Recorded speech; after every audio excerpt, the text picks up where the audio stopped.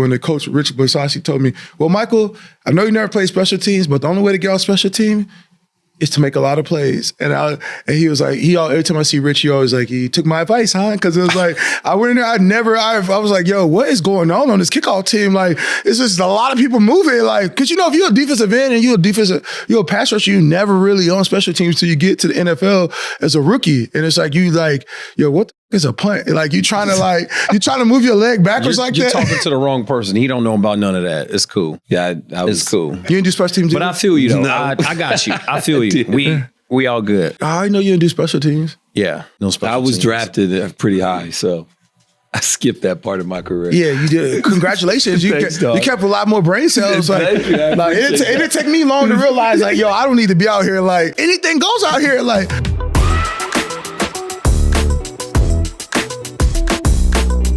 What up, everybody? I'm Peanut Tillman, and this is the NFL Players Second Acts podcast. And with me, as always, as my trusty co-host, Roman Harper. And I'm so excited about this next guest. He just got here, and we're just going to get right into it. This guy is a 3-time Pro Bowler. He is one of the top 50 Seattle Seahawks of all time. And he is an author, an activist, a designer, Super Bowl champion. Ladies and gentlemen, please welcome Michael Bennett to the pod. Yes!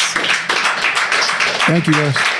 All right, so what does it feel? You just kind of brought it up. Your boy Bobby Wagner winning the Man of the Year. The Man of the Year, Walter Payton Man of the Year. Well, I feel like I feel like Bobby deserves it. I think everybody on our team during that time, he got an opportunity to be around a lot of older guys who were very committed to the community, and I think he's taken that and tripled that and turned it into something else and continuing to like just give wherever he goes. Wherever team he's on, he's made an impact, whether it was through Seattle, whether it was in the DC area or LA where he's connected to. So I'm really proud of him. You see a lot of young guys, you never know what they really going to turn into. I think a lot of times people are judging a player of how they play. And I think if people only remember you for the way you play on the field, you kind of failed yourself a little bit. So to see Bobby get that award, recognize his mother, and then he's done it in this is his 13th year that he's receiving this award. It's just like the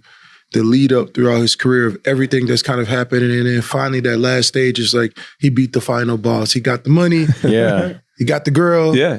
And then he got the award. Yeah. He got that second contract in Seattle. Then all of a sudden he goes to LA, does great. Yeah. And all of a sudden you think he may be done. No, he goes to Washington. And then he wins this award. I mean, the team didn't play good, but at least somebody got somebody got something or somebody got an award. Somebody got something. Yeah, because some of those games, like, they weren't worth watching. Now, how does it? So in 2017, though, you were the Seahawks finalist or nomination for our Man of the Year. How did that make you feel? How was that? I feel good. I mean, I feel like I grew up watching or seeing like my father, the way he was committed to the community, whether it was like football coaching or bringing people back to the team. Yeah. Just in general, making food or driving people to the games, just kind of being, my mother was a teacher in the community. So I've seen so much of how you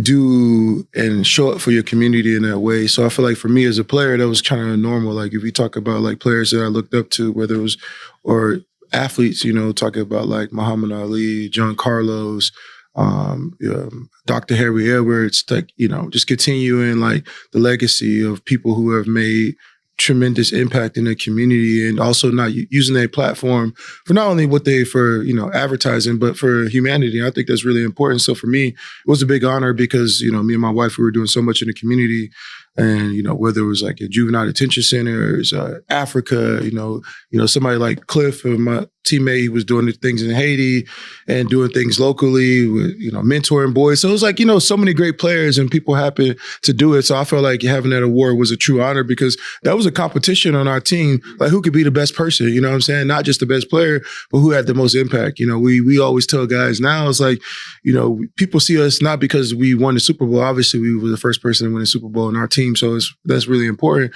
But I think the thing that people don't really realize, and I tell the young guys, like, or guys that's playing now that's older, like Leonard Williams and the rest of these guys, like the community has to see you outside of your helmet in the atmosphere that doesn't really require you getting paid, but just you committed to the people that are involved in that community. So for me to be a person that represented the Seahawks like that was a real great honor. Where does that honor, that award, being named that for your team, especially when you just name, Cliff and everybody else doing their things and everybody else literally competing in the community to be who's the best guy.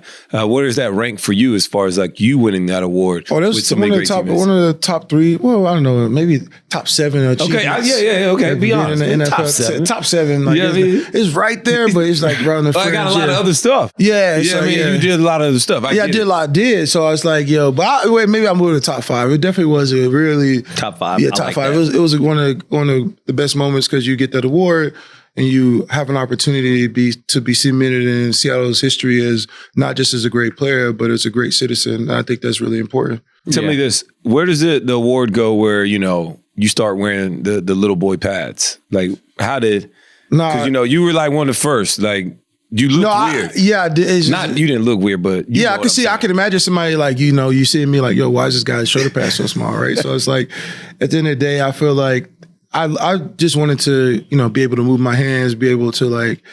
I never really really cared about getting injured. I was like, if I actually tackle somebody right properly, I probably won't get injured, right? If like you talk about technique, it's like everybody had to watch Tillman's technique on fumbling. Every single week we had to watch that tape, and this is how you make a fumble. This is how you do that. You have to watch. You know how many times I have to watch you? No.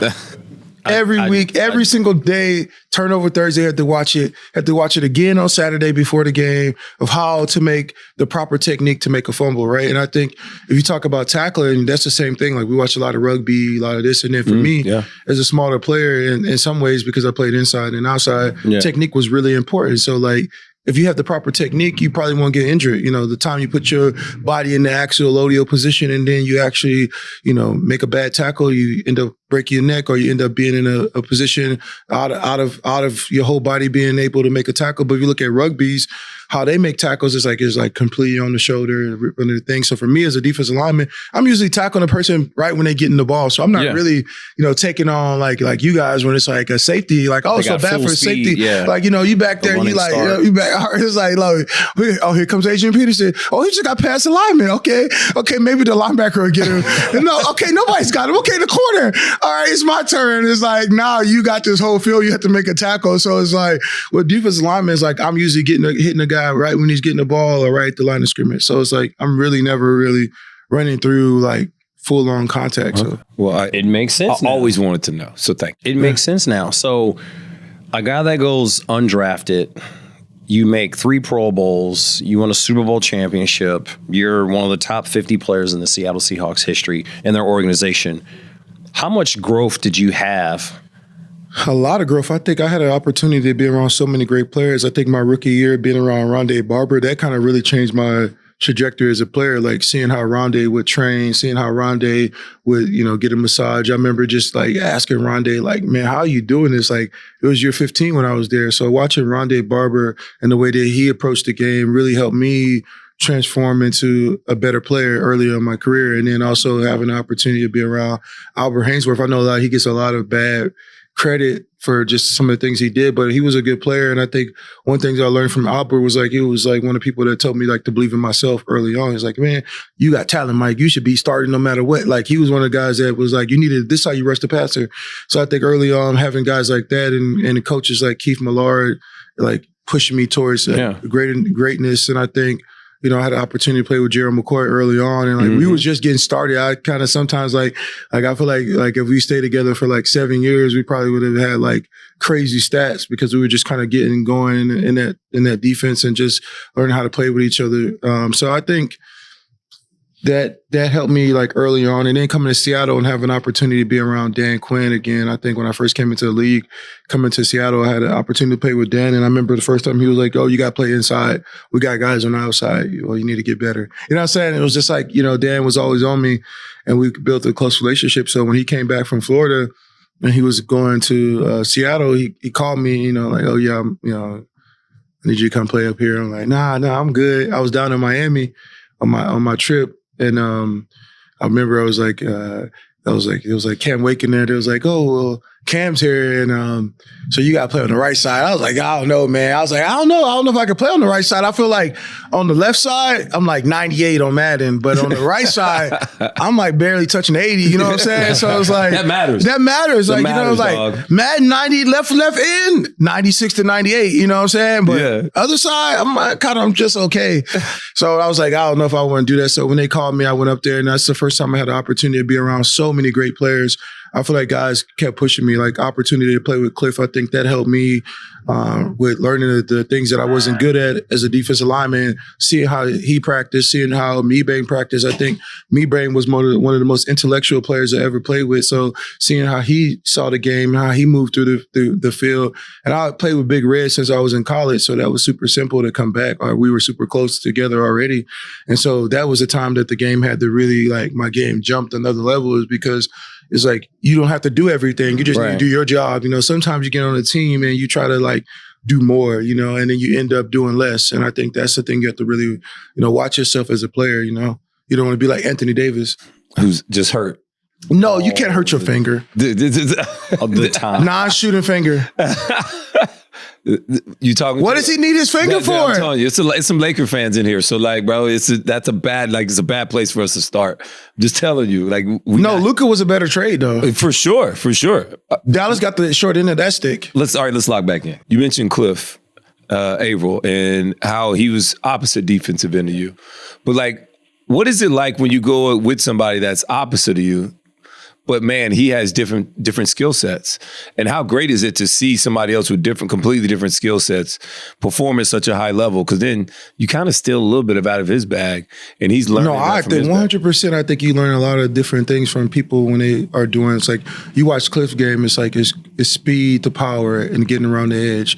It's like things in the pass rush game that he taught me. Right? It's like, okay, well, Michael, you need to get on the edge a little bit more in the 3 technique, loosen up a little bit. We did this in Detroit. Sue was doing this, so if you move over a little bit to the left, you know, now we both ends again. And I'm like, oh, we both ends again. You know what I'm saying? Yeah, so it's like now you just do what you need to do. And like, you know, when I'm up, it's up. But then you start to really learn how to play, like, right? It's because it's like, you got to have that symbiotic relationship, you know, in the game, because it's like, if you don't have that, you're going to be in each other's way. You know, then the first time you get out there, you start getting in each other's way and you realize there's no success happening for anybody, right? It's like, then it's like, sometimes I get off the ball first and he comes around. And sometimes you get off the ball first, I got to go inside. I think that's kind of where I kind of improved my game, is like learning more about how to line up and using your alignment as a weapon for the people that you're going against, right? Because the guard, once they sit, they can't move. Like, they move as offsides. I can literally start at a 2 technique and move to a 3 technique before the ball snaps, and there's nothing wrong with that. And I think using that as a part of my game has allowed me to improve and become a better player. I think that was really important, learning that type of skill, especially like long arm and getting off. And then it's like, you know, I was always really good in the run game. Like, that was just something that was like normal to me. It's like, you know, I just tell people like, yeah, that's just like, that's what you do. I just do that. That was just it, right? It's like, since I was a kid, I refused to let somebody get a yard, you know what I'm saying? Like, I just wouldn't, because I was a running back before I was a defensive end.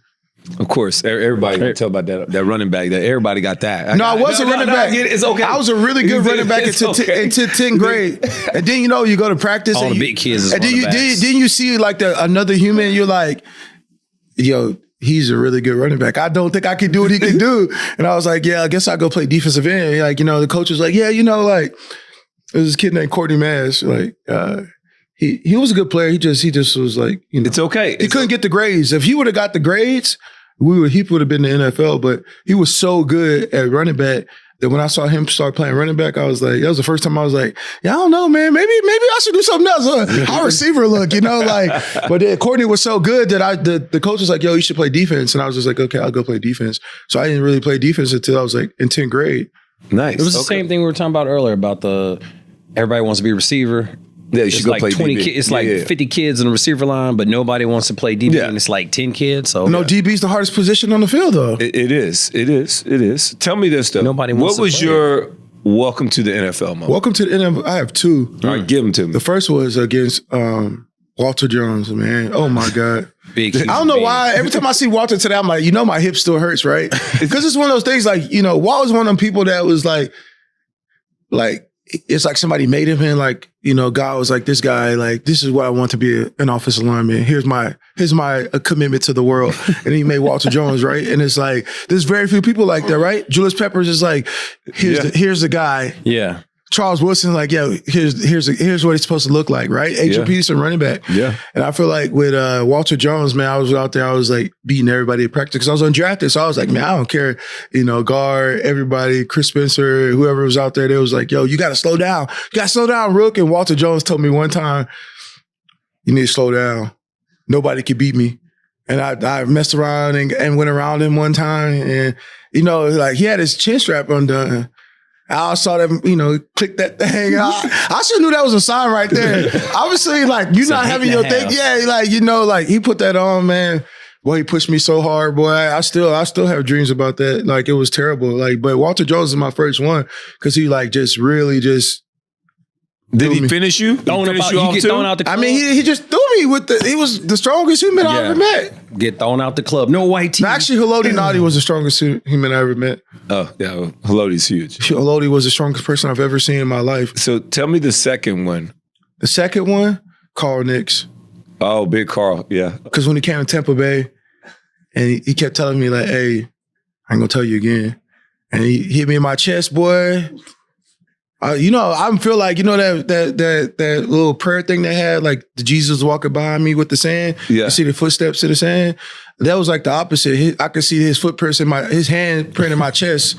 Like he hit me so hard, I feel like my chest just stopped for a second breathing. And just because Carl was a huge human, you know what I'm saying? Like, and every day I had to go against practice with him. And that was one of the people that, like, I was like, if I could beat Carl, you know, 4 times, then like I could beat everybody else 9 times, you know? So it was like, Carl Nix was definitely the second person that I was like, yo, this is another human that didn't make any sense. Yeah, he is a massive person. At what point did you know it was time to retire playing this game? I feel like I had to make myself retire though, because I felt like I was like sitting there, I was in Dallas and I was like, it's like, man, I grew up, none of the guys wanted to be models. And I feel like now everybody wanted to be a model, you know what I'm saying? Like every guy wanted to walk down the catwalk, right? And I was like, yo, this is just different. You know what I'm saying? I'm so used to like people having screwdrivers in their hands and like changing the tires and like, you know, and like it was just like a different It's a different locker room. It was different. Like people like it's a different vibe. Like now. they checking the Twitter, like, yo, we losing. You trying to see what they talking about? You know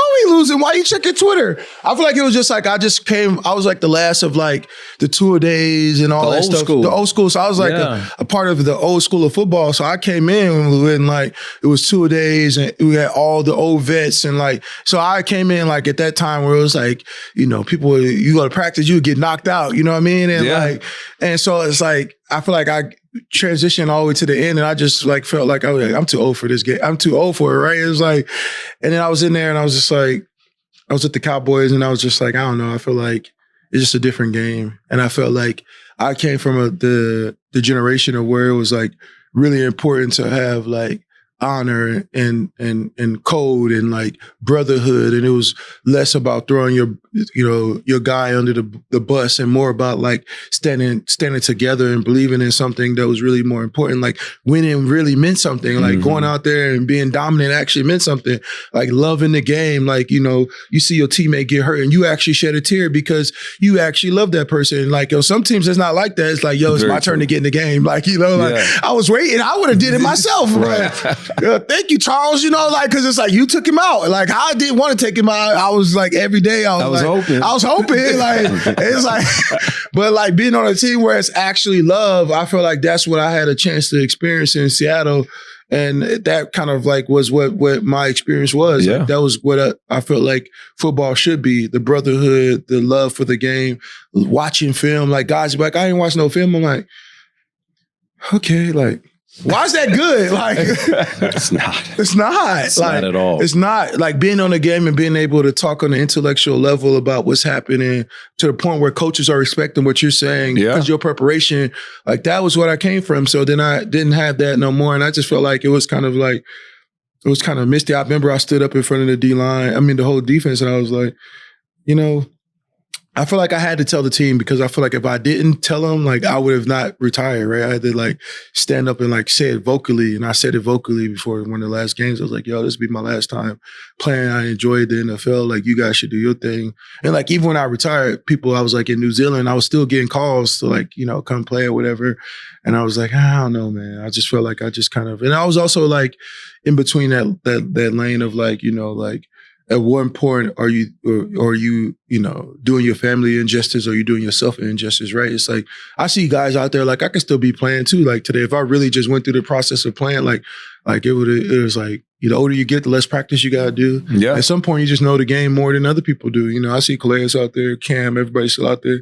And like, I just felt like I just wanted to keep my brain too. You know what I'm saying? And I wanted to be there for my family. You had this quote about retirement, and you tell me what you meant by this. It said, retiring feels a little like death of self, but I'm looking forward to the rebirth, the opportunity to reimagine my purpose. Yeah, I think it was like death to a person that I once was, right? It's like every person that plays in the NFL, we get so attached to what comes with playing with the NFL, the people knowing you, people loving you, and you loving, being loved that way. And like, you come to this place of trying to understand what's your true purpose in life. Who are you supposed to be? Am I only supposed to be, a football player, or is there more to me? And I think that that's really important. It's like, that's really a death to your ego, like to be reborn as a new spiritual being and like allowing yourself to fly in different ways. I think that's really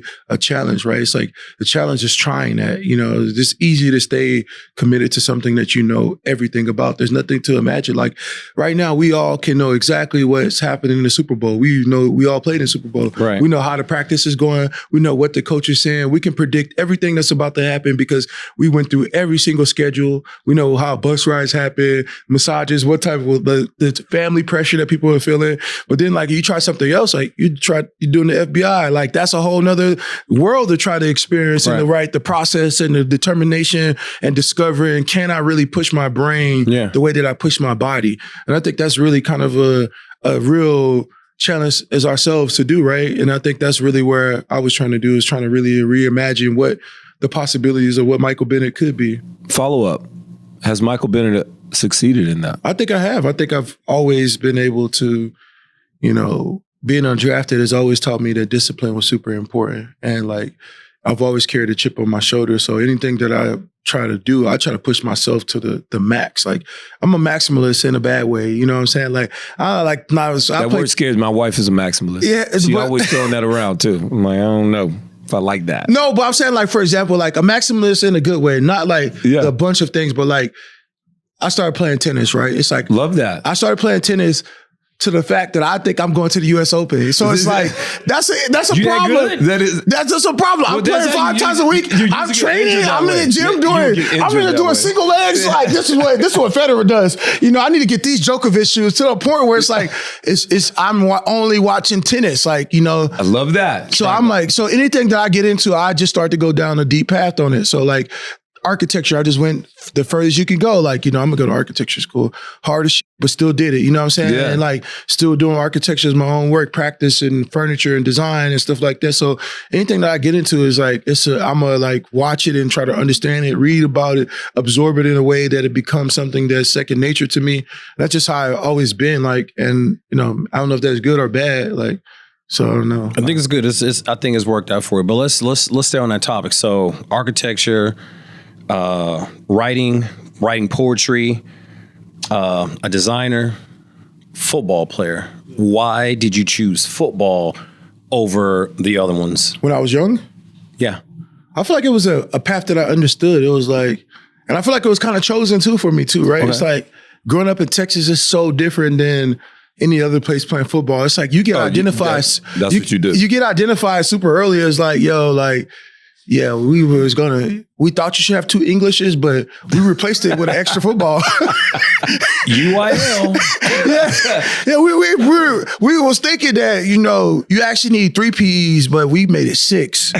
So now you have 4 hours to do football during school time. You got an hour to work out, hour to watch film and train. This is so true. It was like, okay, like, you know, it's like, well, you could get a scholarship. I'm like, well, you can get a scholarship. And it's like, and your GPA is going to be higher. Yeah. Because, you know, you got more physics, more PE. Yeah. You know We're playing to your strengths right now. Your GPA is going to be high. Honor roll, baby. Yeah, honor roll. It's like, and then it's like you get there and it's like, yo, and then I remember like even being in college, like at Texas A&M, and everybody was in agricultural science. And it was so funny. I remember one of the deans was like, you guys, yeah, we had like one of those dean meetings with all the students in there. He's like, do you guys know which degree makes the most money in here at the school? And I was like, yeah, doctor, lawyer, engineer. He was like, no, this one. And they said, well, how so, sir? We got every single athlete in this program. Oh, the athlete. That's a good basketball, football, baseball. Everybody was in agricultural science. So it was like we learned about turf. But, you know, it was actually a good degree because it's like, you know, you can learn about the land, learn about everything. So it was like, we always had to do study. So it was like an interesting kind of degree path. But going back, I was like, oh, maybe I should have paid attention a little bit more. But it was like, you know, but I feel like choosing that was like, you know, football was such an important thing. Like, I actually love football. Like, I'm not one of the people that would be like, yo, I hate football. Like, I actually love football. I actually loved everything about the history of football, like the people that came before me. Like, I see veterans and people that I like, you know, that I walk up to and I'm just like, yo, like, I started playing the game because of you. You know, like, they're like, remember that game 1978? Or like, this game happened in 2002. You did this move. And I was like, because I actually love football. Like, I love the history of it. What player went to what school? What did they do? Who was the guy? Like, I watch guys. I watch film. I love watching film growing up playing in the NFL. Like, I watch so much film. I'll just be in there watching. I'll just be like, just watching. I'm like, yo, you see what Justice Smith did on Play 48 against the Saints? You know what I'm saying? Like, just because I love football. I love the guys that came before me. I love the process of the people that, what they did to get there. The guys who took the NFL to make it to where it is now. Like, they don't get a lot of love, but I think a lot of the young guys don't even recognize old players. I remember like watching some of the guys, you know, like, what's his name? Cam Scatterboo. Like, they showed him Calvin Johnson. He was like, I don't know who this is. And they was like, oh, this is Calvin Johnson, but he knew the stats. But if Calvin Johnson walked in front of his face, he wouldn't know Calvin Johnson. Like, that wouldn't happen to me. You know, I would know who if Willie Roaf walked by or whoever walked by. You know, if Reggie White was still alive and he walked by, I'd be like, yo, that's Reggie White. You know what I mean? Like, I see Warren Sapp or I see any great player. Like, I saw Michael Strahan yesterday, or, you know, I was just telling him, like, man, remember that game and this way, you know, and this is like, they respect it because a lot of times they get left behind. Like, you know, I love watching y'all when y'all play, especially when watching the Saints. You guys dominated. Watching Chicago Bears play defense, everybody on that defense, and kind of watching the midway, just out there, right? It's like when I played for the Tampa Bay, I got to watch this. I mean, we played against y'all so much that we wasn't good. We never beat y'all, but damn, like, it was nice. It was just watching y'all play defense, you know, like Junior Gillette and everybody else on the defense, and like just the Will Smith, everybody, just like, it was just a great team to watch. Jonathan Vilma, and watching you guys play, and everybody, Lance and Urlacher, and just the whole defensive line, Israel, Tommy Harris. Like, that was like the stacked team. So like I said, I think I also love football. Like, I grew up wanting to be like a Tampa Bay Buccaneer growing up. That was my favorite team growing up. Random coming from Texas, but I love Derrick Brooks in the Tampa too. Yeah. Like, you know, Simeon Rice, who should be in the Hall of Fame. I agree. You know? He's one. Greg Spires. Like, I was like Booger McFarland, Warren Sapp, everybody on that team that was just Shelton Quarles, people that didn't get named, like Rondé Barber. Everybody that was on that defense. Like, I love watching them play defense and watching Tampa 2 play. So I just, when I grew up, I just tell Warren Sapp all the time. Every time I talk to Derrick Brooks, he was like, why you approaching me like that? I was like, man, I respect you. You don't understand. I actually watched you playing growing up. Tell me this. So, first of all, you're a highly intelligent guy. And shout out to you for being that person and really showing that, and really showing that personality of who you are. I want to know how you kind of found your current passion, which is designing, and you have Studio Kerr. The different furniture pieces comes from different historical backgrounds, different things. Like, everything seems to have a purpose in this designing world that you're in right now. Yeah, I think design is super important. I think everything that we enter or we feel is design. Don't know how we walk into a door, the size of a door, everything is calculated in a way, the speculations of a building, looking at how the walls are across from each other, or even looking at freeways, or looking at how people have access to stores. That's design. Either design could be designed for good, or it could be designed for bad. Hostile architecture, the way that people design. So for me, historically, looking hostile architecture.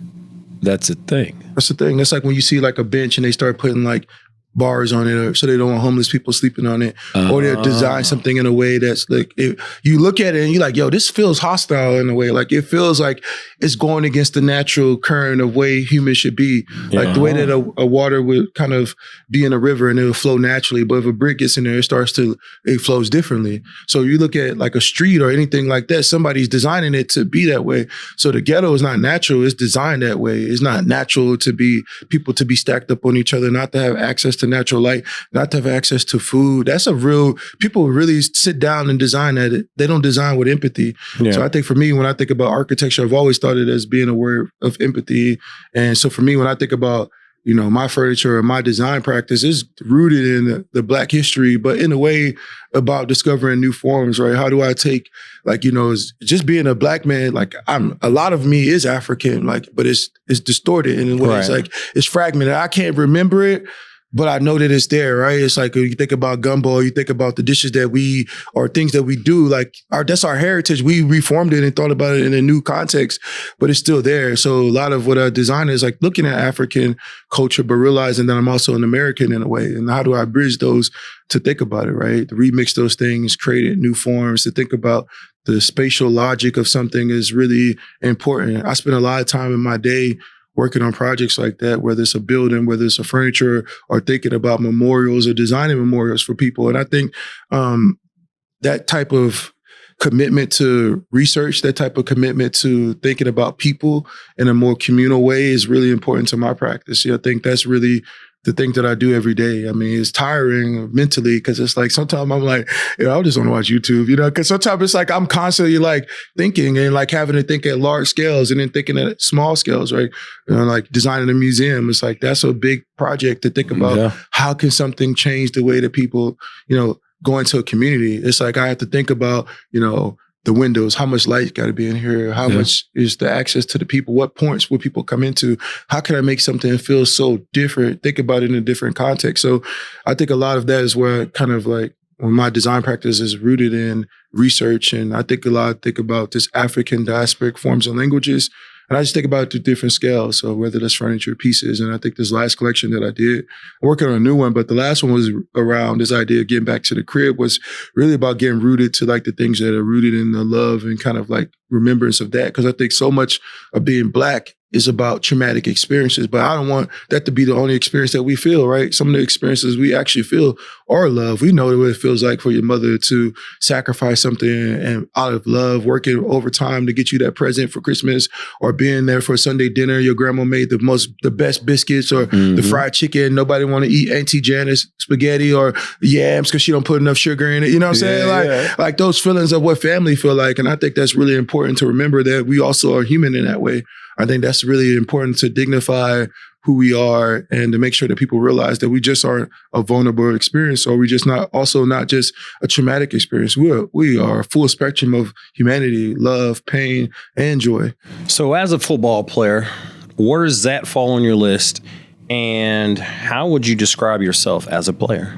Man, I think where's football? I think football was number one thing I did. I think, and I'm actually proud of that. I know a lot of people want to shy away from this idea about football, but I had to work really hard to get to the position that I was in. A lot of sacrifices, a lot of late nights, a lot of studying, and actually loving the game. So I think football was something that I really appreciated. I don't mind when people come up to me and say like, yo, you Michael Bennett from Seahawks? I'm like, yeah, that's cool. Like some people really like, don't you hate it though? Like when you in New Orleans or you're in Chicago and people are talking to you like I was a kid. Remember when I was a kid and you did that shit make you feel older, right? That does make you feel old. That does make you feel old. And the person telling you is an adult now, they're probably like in their 20s. You're just with a beer in their hand. So I love the experience of football, but what I would say that my thing was, I feel like I was like, people always called me a Renaissance man, and I feel like that was my thing in football, right? I did a lot of different things. I wasn't good just at one thing. I was like a great run stopper, a great pass rusher. I played multiple positions. I would say that like I just was kind of like a Swiss Army knife. I did a lot of different things, like whatever the team required me to do, I tried to do. Like if there's like, oh, you got to play nose this week, I'll play nose. You know what I'm saying? Because at the end of the day, I always felt like no matter what the position was, it still was a defensive line position regardless. So I think that's one of the things I feel like I was a Renaissance man when I played. Like I still read books. I still did everything I wanted to do.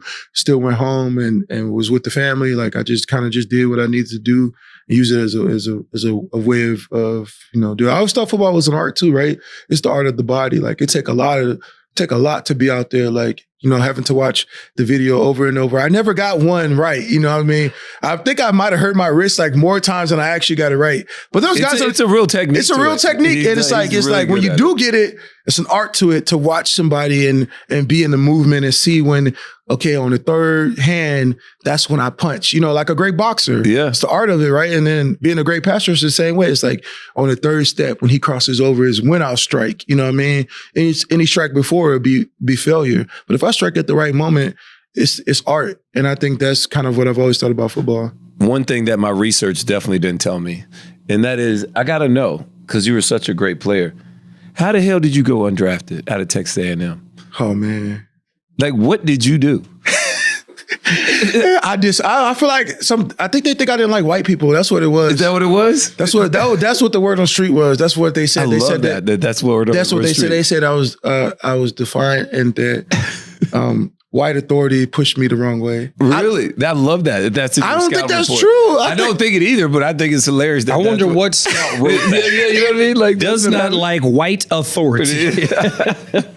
I may have done some things that people might have thought that I was like thinking that, but it's like I just said like, I got a daddy, coach. Like I just can't play football. Like, I do got a dad. Yeah. Like I don't need a white dad too. You know what I'm saying? I got a black one. Like one is good enough. Like, so I think that was a thing that people thought. Decent player out of Texas A&M, I would think like it's normal. I've been to Texas A&M. Yeah. So like I've been there. I literally had watched your whole, and I did not know that you were undrafted. I think like we just kind of skipped over that. Yeah, I think a lot of people don't know that. They kind of, when I say that and I stand in that line like, wait, what? Yeah. That was me when we were doing this. I didn't know that. Go ahead. No, I'm saying we didn't know that, and I didn't know you went back to Seattle. Yeah. Yeah.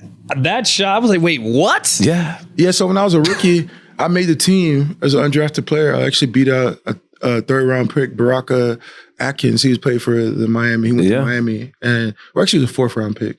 But then and it was like this other guy named Nick Reed. Nick Reed was actually a great pass rusher at Oregon. I think he had like the record for Oregon. Like it was like one of those guys that if you saw him on the street, you would be like, I don't know how this guy does it. But Nick Reed was like this guy that just looks like a substitute teacher. Not even like the teacher, like the substitute teacher. Like he can't pass the test, but you do know what he's doing.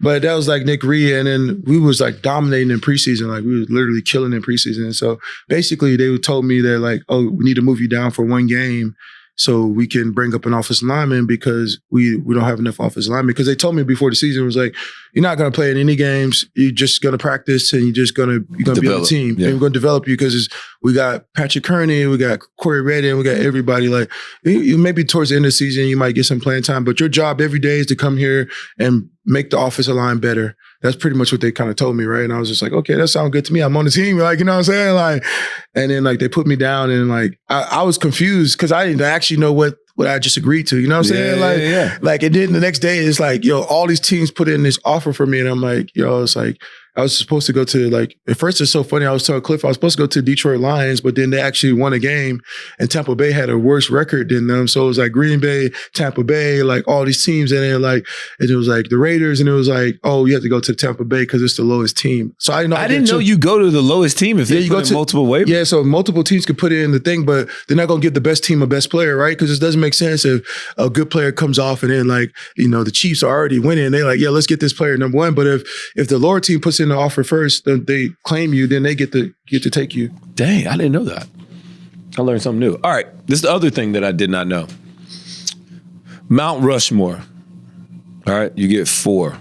And so we want to know your Mount Rushmore of influence. Ooh. The people that have come into your life, to whether it's football, after ball, just throughout life, that has made you the man that you are right here in front of us today. Dang, that's crazy. I'm going to take family out of it because I feel like that's easy. That's like an easy one. Like, obviously, my wife has had a huge influence on everything I've ever done in my life since we've been in high school sweethearts. Oh, that's awesome. Even I would say, take out my dad and then my brother. Like, obviously, those are people that, like, if I'm just talking about people that are not family members, I'll probably say Cliff Avril. Why? Why Cliff? Because Cliff is one of the people that is like, was like a person as a brother that kind of like, that you could trust, that can, you could reflect on. But the reflection is, he always say he playing the devil's advocate. I'm like, why are you playing for the devil anyway? And play for God. But like a friend that doesn't judge, but that's also pushing you every day to make sure that you kind of are standing. So you need people around you that have an impact on you because of their positivity and they're also who they are as humans and how they are going through the world. So I would say he's had a big influence on me. Okay, if I could say somebody that I don't know that's had like an influence on me that works too. That I never met because they're before my time. I'll say Booker T. Washington. Okay. I feel like Booker T. Washington has had like a lot of influence of just reading his books and understanding like the history of what he was experiencing at the time and like the story of why, imagine walking from Philadelphia to a whole nother place. Like that's some crazy shit, right? Yeah. Or going to a place and starting a school because the world doesn't have one, and you decide that I'm going to make a place that every Black intellectual can come to and have a place to discover. And imagine being around George Washington Carver. Every single body that's existed that we know today has some type of run-in, and being able to have a conversation with the president at any moment that you wanted to. That's kind of crazy. And build a whole world around that. So I think Booker T. Washington is somebody I think about that would. That's a good one. I like it. Two more. Football-wise, I would say somebody that's had like a big influence on me from a football perspective would be Mebane. I feel like if I say one person that really changed the way I looked at the game and made me just a completely better player football-wise, I played with a lot of great players. Like I think, Cam Chancellor, everybody was like great players, but somebody that like I think that was like intellectually so far ahead that I'm like, yo, why does he know everything that's happening before it's happening? I would say Brandon Mebane was somebody I would say football-wise that is kind of like, so I'm just trying to go around like in a way, putting it in that way. Somebody that's influencing me as socially as a person to improve as a human. Somebody that's thinking about how to think about the world and designing and thinking about community. Football-wise, I would say Mebane, just the career-wise. And then the last one I'll say my kids. How many? 3. Okay. I'll say they had a big influence on me because they kind of changed me to think about life differently in the whole totality of it. Yeah. All 3 of them, right? Because 3 of them are 3 different experiences. And each one of them had a different impact on me to change me in a positive way. Whether it's my first daughter, my second daughter, or third daughter, each one had improved me as a human in every way. Like it could have been like learning how to love better, learning how to be more, attentive, learning how to be more nurturing. Like those are the things that I feel like having 3 daughters have challenged me to do and also change me as a person, right? Yeah. Because I'm like, imagine not having no kids or something. I'm like, yo, I probably wouldn't be a good person, like selfish. Be selfish. So I feel like that. So I would say that 3.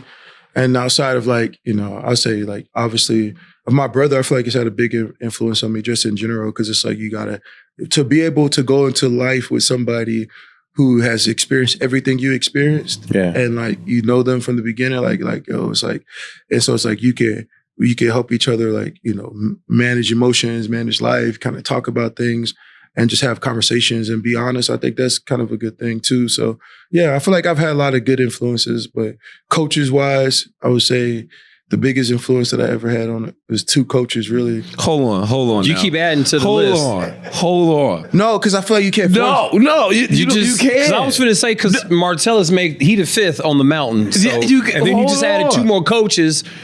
5, 6, that's 7. No, but I'm saying, no, you gotta word it. 3 daughters, but I made them 1 though. Yeah, because they came from one person. So I think I'm gonna cap it in a general way. Go ahead and say whatever 2 coaches that you liked. I feel like the 2 coaches, because I feel like we don't always talk about the coaches that. Okay, I'm giving you a chance. Throw them out there. I'll say Keith Millard. Okay. He was a great pass rusher with the Vikings. Yep.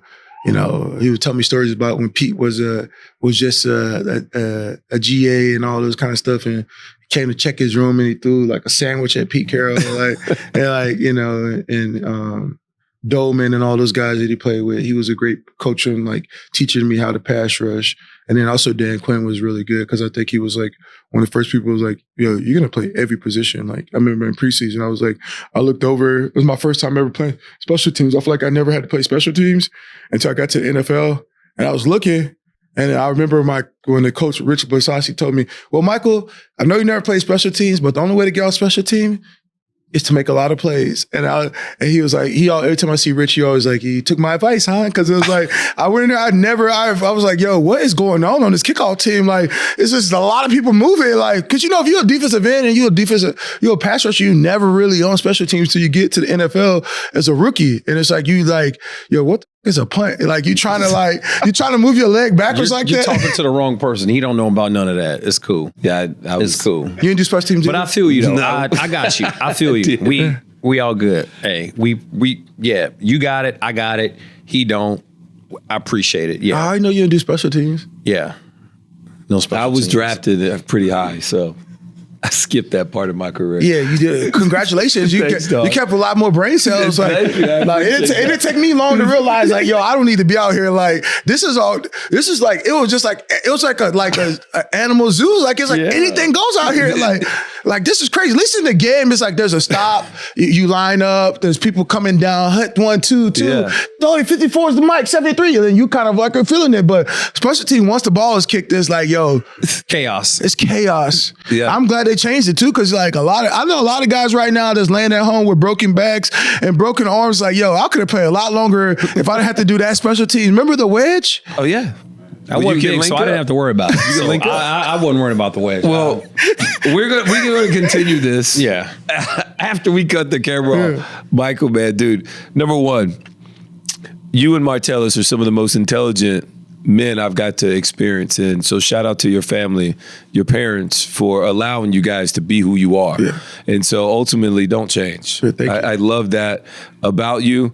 I've read about you. I've seen you on TV. I've seen you represent yourselves and played against you many times, not always being successful. And, so shout out to you for continuing to be who you are. And I can't wait to see the things that you're creating design-wise are absolutely gorgeous. Oh, thank you, man. I appreciate that. And I looked at some of your pieces and it's incredible. So great job. I didn't know that much about it, but now I'll continue to look up. I'll even show my wife because she loves pretty much everything that you're probably doing. So congrats to that, then, my guy. Well, I want to say the same thing to y'all. I feel like y'all have like influenced us in like the way that you guys are carrying yourself a man and like having this platform. I think a lot of times a show like The Second Act is super important because people get forgotten. Yeah. And it's like, it's important to tell people that there's a second part of your life that you got to be focused on and thinking about. So I think you guys, like I said, like we always had to watch you and like watching you guys on defense and watching the way you play. I think it's like, I'm happy to be in this conversation with you guys because I think we just don't have that platform. And I think it's important that you guys are shedding the light on what's happening to people when they're not in the league anymore. Man, appreciate that, man. Thank you. No doubt, man. And we don't have to do that one, the ending? All right, great. You're done. Oh, thank you. It was just kind of hot.